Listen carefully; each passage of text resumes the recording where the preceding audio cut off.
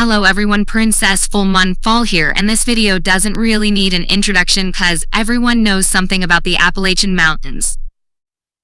The mountains started forming 480 million years ago, stretching from Georgia to Canada on the eastern coast of North America. The Appalachian Trail was started in 1921 and finished construction in 1937, with the intent to connect farms, make wilderness work and study camps, and to offer a place for people to escape the city and relax.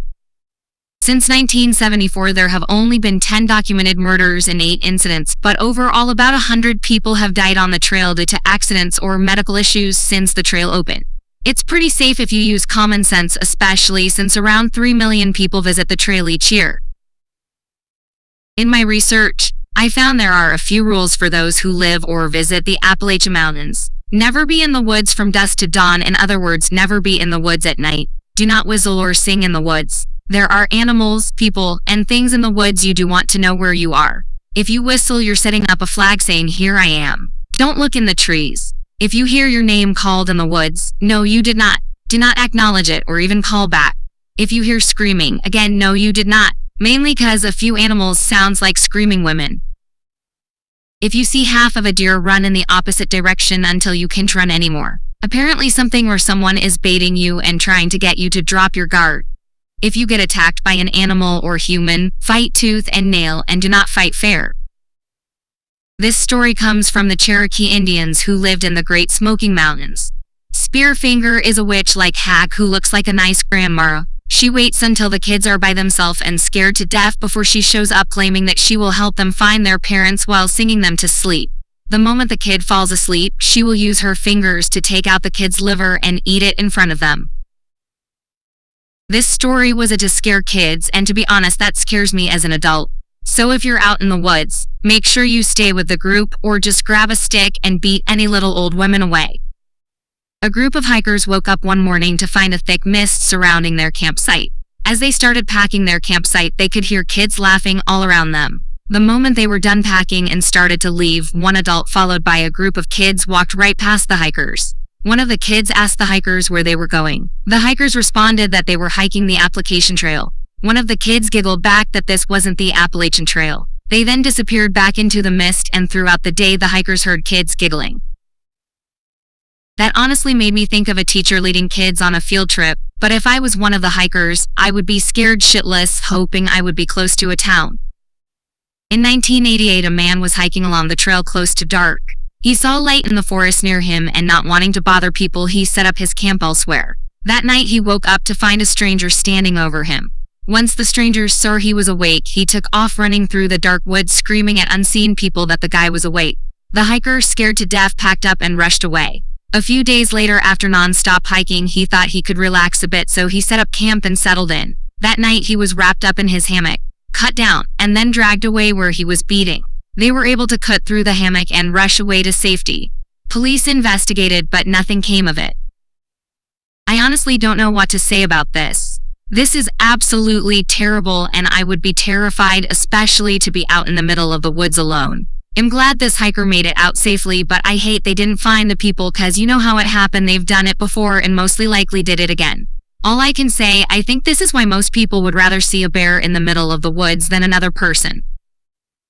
In Maryland, on September 1862, thousands of men fought, spilling blood in 3 major Civil War battles that are now part of the Appalachian Trail. People who hike this part of the trail claim to see soldiers walking through the trees, campfires that appear out of nowhere, and the sounds of cannons exploding in the distance.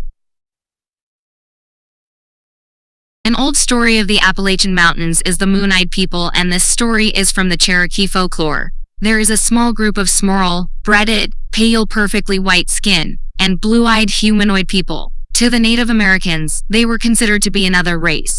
They lived in the caves during the day because they were very sensitive to the sun and came out at night, which is why the Cherokees called the Moon-Eyed People. There is a structure that the Cherokees said the Moon-Eyed People built fighting a war with the Creek Indians. The Creek Indians drove them from their homeland during a bright full moon night when they were struggling to see. Another version of that story is that the Cherokee fought them instead of the Creek Indians. The structure is near the North Carolina border but is in Georgia. The mountain called Fort Mountain gets its name from the structure. The structure is an 850-foot-long stone wall that varies in height from 2 to 6 feet and is built along the top of the ridge. The wall is thought to have been built around 400 to 500 CE. The Cherokee Indians ran them out of North Carolina toward Tennessee, but they don't know for sure where they went. No one knows if they were real or what happened to them. Some believe that they were Welsh people who came to America. In 2011, a man we will call James decided to take a week off work and hit the trail. At first, the hike was going wonderful until that night. After he made his camp lying in his tent, he heard noises approaching his tent, but they did not bother him, so he went to sleep. He got up the next day, enjoying the day. He set up camp for the night, and as he was making him some dinner when a man suddenly appeared by his firewood. The shocking part was that the man was badly burnt with smoke coming off of him. Both James and the man stayed like that for a minute until the burnt man walked away. James, scared shitless, backed up camp, leaving the area as fast as he could. Coming across a recently burned down house surrounded by cops who say the entire family lost their lives in the fire.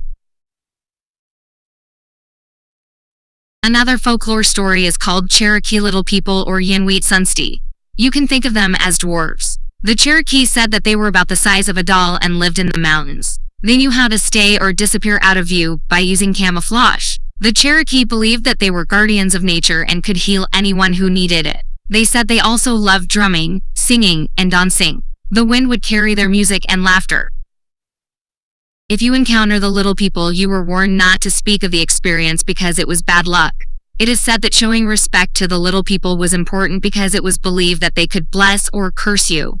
Cherokee who built houses near the little people would leave out food for them and made sure not to block their paths. If the little people appreciated the food, they would do chores for you like plowing fields, harvesting crops, etc. They also have guided people who have gotten lost in the woods. They used to live in harmony with the Indians, but once the population boomed with the Europeans arriving and not respecting them, they decided it was in their best interest to leave. It is said that they retreated further into the mountains or underground. A lot of people believe they were real, maybe not with the magical power. In the 1830 in Ohio, they found a graveyard with a bunch of small skeletons. A boy in 1910 was walking through the woods looking for a missing cow when a stranger yelled for help. The stranger was leaning up against a tree holding his stomach with blood soaking through his jacket. The boy ran over to the stranger to see what he could do but couldn't do anything. So the boy ran back home and got a few men to help. Once they got back to the area, there was no sign of the man, not even blood. They thought the boy was lying, but he insisted, so they started asking him questions. He said it was a man wearing a dark blue suit, black boots, and a satchel. He just described a Union soldier. The soldier has been seen by other people, and it's always a similar story. The last story for today is about the Devil's Tramping Ground, which is in North Carolina. The Devil Tramping Ground is a perfectly round circle of 40 feet or 12 meters in which no life grows or goes. They say that the devil paces around cursing the land so nothing can live while contemplating way to bring evil into the world. They say that if you leave an object within the circle overnight, it will either disappear or move. Some people have actually tried to grow plants in the circle of the Devil Tramping Ground, but they failed each time. A natural explanation is that the circle is a natural salt lick, which is a common thing in the Carolinas. The Department of Agriculture studied the circle, finding that the circle has a high salt content. Paranormal investigator Wyatt Dowdy said there is eerie quiet inside the circle which makes any circle echo. He also said he heard voices just beyond the edge of the trees. He also noted that he had never seen a breeze blow through the circle. Another paranormal investigator, Kevin Saunders, caught a human-shaped fog walking through the woods. Others reported that when it rains, the water runs uphill. Others who have sat in the circle reported feeling an overwhelming sense of dread. These are just a few stories of people who visited or lived in the Appalachian Mountains. I hope you'll enjoy the stories, and I will see you later.